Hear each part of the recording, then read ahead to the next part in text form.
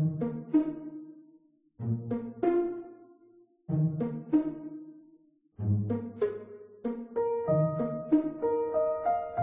is Beit Sefer Tichon, it's a high school for students between grades 9 and 12.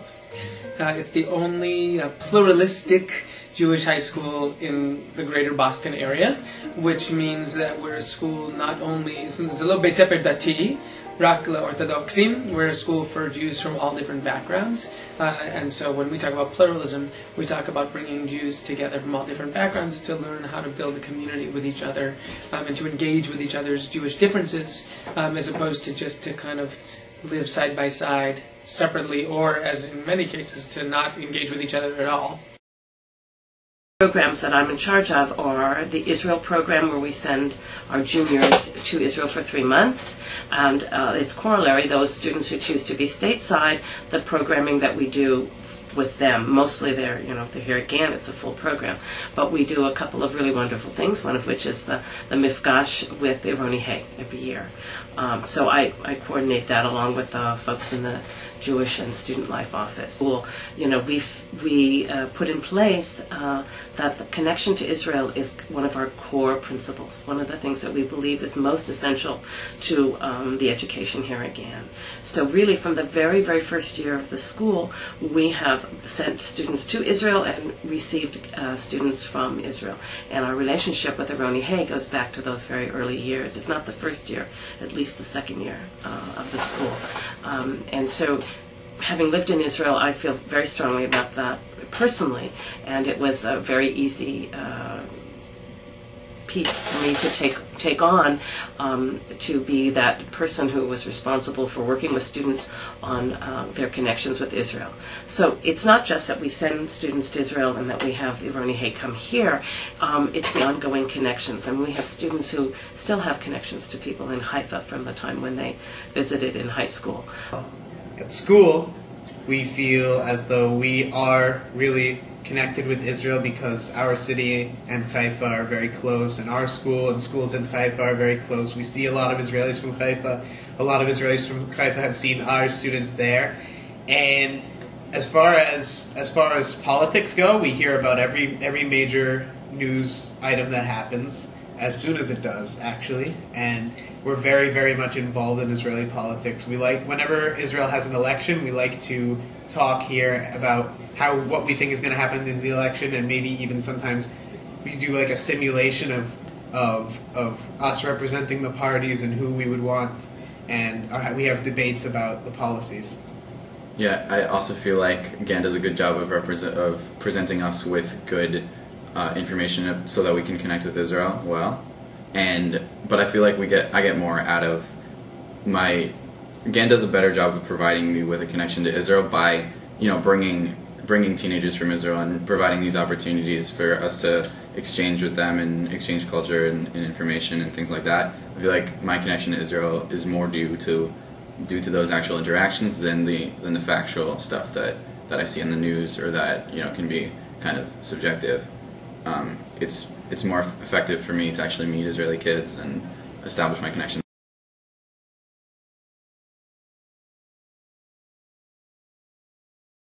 Well, the Combined Jewish Philanthropies is a charitable organization, raises money for all kinds of good causes. But in addition to raising money for good causes, our job is really kind of like almost like a government, to kind of figure out what the needs of the community are, and then in not just short term but also long term, to really try to think ahead and do things in new ways in order to meet the needs of the Jewish people, however they develop over time.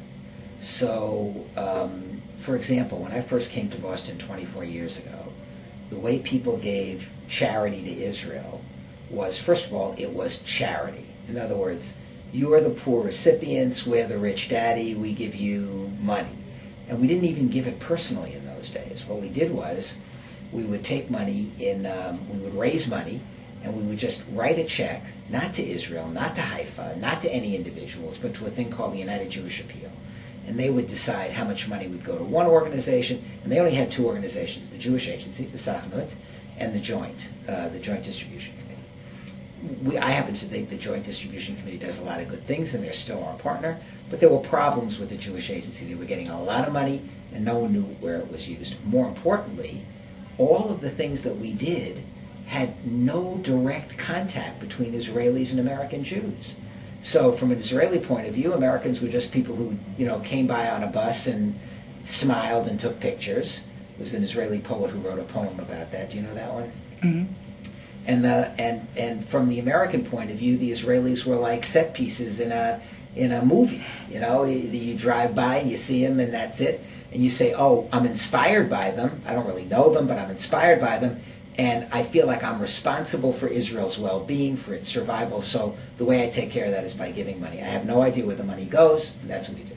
So CJP, and for a lot of federations, it's still the way they do business. So we said, this just doesn't make any sense.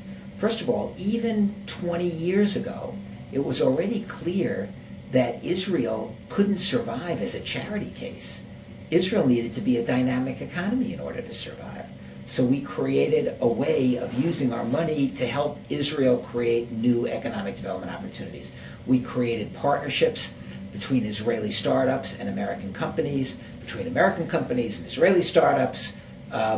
It was the New England Israel Chamber of Commerce at the time, and it was quite active, but it was from our vision that what was required here was real partnership and not just giving money, not just charity, but really working together to create a dynamic Israeli society and a dynamic American Jewish community. What can we learn from each other? What can we do together? And over many years, we tried many different things. At first, we were on economic development. We moved away from economic development. We moved into people-to-people relationships, all of the school programs, all of the travel programs, whatever we could do so that we could be sure that our children, my children and you, it's actually probably my grandchildren and you, and you and our people would really be able to work together to design a Jewish future. Why do you think the connection to Gen Academy in Ironia is so important? I think it's a great example of the work, what we're trying to achieve.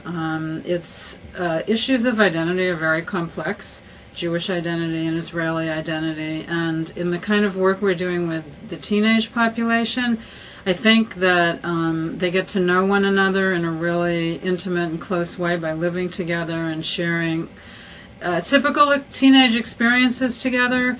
So first they develop a bond and a trust, and from there, when they realize what their commonalities are, they then start to explore what some of their differences are, yet how somehow or other we're all part of the same Jewish heritage and Jewish people.